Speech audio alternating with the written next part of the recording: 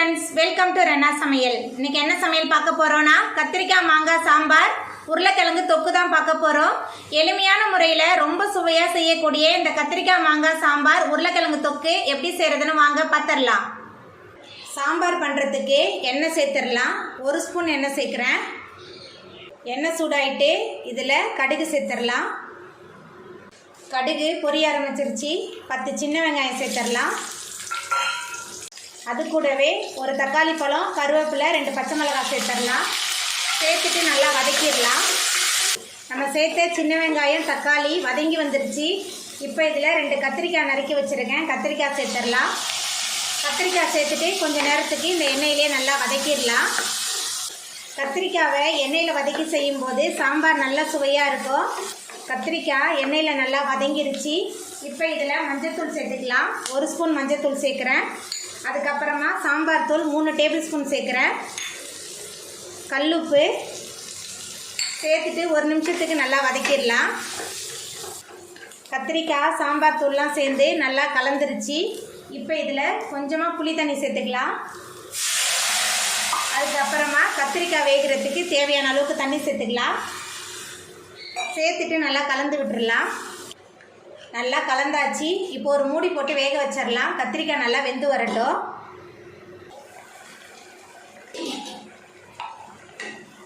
கத்திரிக்காயெலாம் நல்லா வெந்து வந்துருச்சு.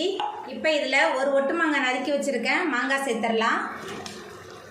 அதுக்கப்புறமா நம்ம வேக வச்ச தோரம்பருப்பு சேர்த்துடலாம். தோரம்பருப்பு நல்லா குழைவாக வேக வச்சுருக்கேன். தோரம்பருப்பு சேர்த்துட்டு நல்லா கலந்து விட்டுடலாம். தோரம்பருப்பு மாங்காய் எல்லாம் சேர்ந்து நல்லா கலந்தாச்சு. இப்போ ஒரு மூடி போட்டு வேக வச்சிடலாம். மாங்காய் நல்லா வெந்து வரட்டும். தோரம்பருப்பு மாங்காய்லாம் சேர்த்து சாம்பார் நல்லா கொதிக்க ஆரம்பிச்சிருச்சு. மாங்காயும் நல்லா வெந்து வந்துருச்சு. இப்போ இதில் மேலால் கொஞ்சமாக பெருங்காயத்தூள் சேர்த்துடலாம். அதுக்கப்புறமா கொத்தமல்லி தழை தூவிடலாம். கொத்தமல்லி தழை தூவிட்டு நம்ம அடுப்பை ஆஃப் பண்ணிடலாம். நம்மளோட சுவையான கத்திரிக்காய் மாங்காய் சாம்பார் சூப்பராக ரெடி ஆகிட்டு. உருளைக்கிழங்கு தொக்கு பண்ணுறதுக்கு எண்ணெய் சேர்த்துடலாம். 3 டேபிள் ஸ்பூன் எண்ணெய் சேர்க்குறேன்.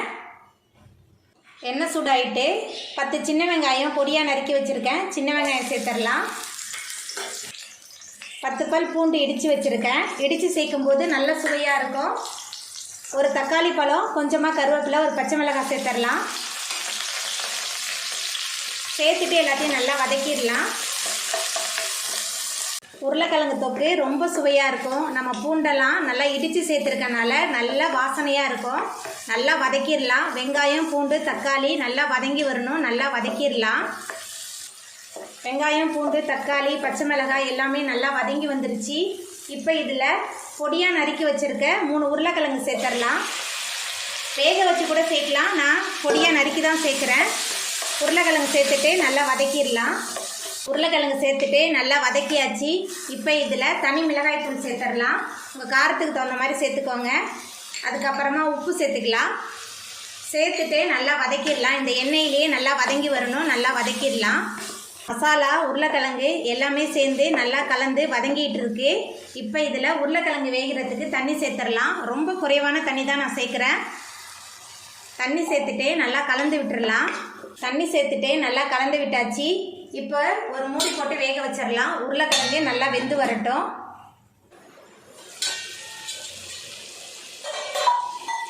உருளைக்கிழங்கு நல்லா வெந்து எண்ணெயெல்லாம் பிரிஞ்சு மேலே வந்துருச்சு.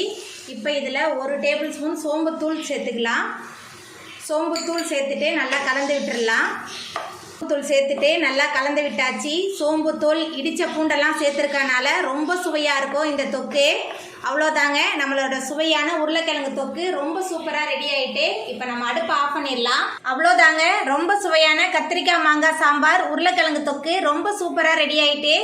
எளிமையான முறையில் செய்யக்கூடிய இந்த மாங்காய் கத்திரிக்காய் சாம்பார் உருளைக்கிழங்கு தொக்கை நீங்களும் உங்கள் வீட்டில் செஞ்சு பாருங்கள். இந்த வீடியோ உங்களுக்கு பிடிச்சிருந்தா லைக் பண்ணுங்கள், ஷேர் பண்ணுங்கள், கமெண்ட் பண்ணுங்கள், சப்ஸ்கிரைப் பண்ணுங்கள். அப்படியே பக்கத்தில் உள்ள பெல் பட்டனை கிளிக் பண்ணிடுங்க. நன்றி.